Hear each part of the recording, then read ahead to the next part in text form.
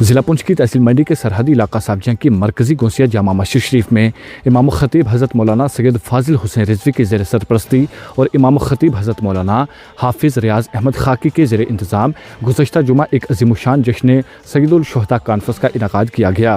منعقدہ اس روح پرور کانفرنس میں کشمیر سے بطور مقرر خصوصی حضرت مولانا بلال احمد کمار نے شرکت کی، جبکہ ضلع پونچھ اور دیگر مختلف علاقوں سے ممتاز اور مستند علماء کرام بھی شریک ہوئے۔ اس موقع پر سابجیاں منڈی اور ملحقہ علاقوں سے بڑی تعداد میں عوام نے شرکت کر کے کانفرنس کو کامیاب بنایا۔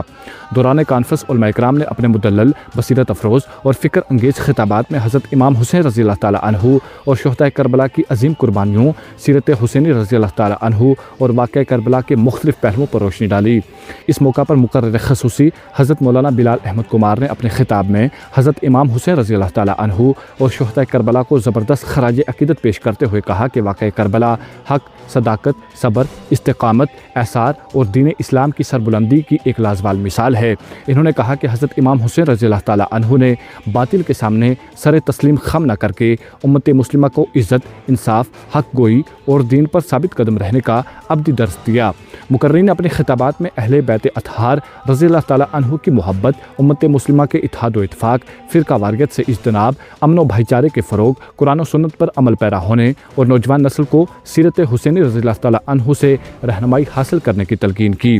انہوں نے اس بات پر زور دیا کہ حضرت امام حسین رضی اللہ تعالیٰ عنہ کی حیات مبارکہ اور شہداء کربلا کی عظیم قربانیاں ہر دور میں حق و انصاف کے لیے جدوجہد کا پیغام دیتی ہیں۔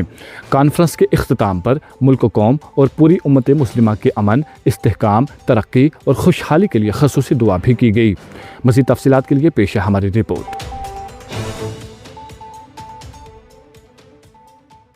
بسم اللہ الرحمن الرحیم وبہ نستعین، اما بعد فاعوذ باللہ من الشیطان الرجیم، بسم اللہ الرحمن الرحیم۔ جیسا کہ آپ تمامی حضرات بخوبی اس بات سے واقف ہیں کہ ہماری سرزمین سابجیاں کی جامع مسجد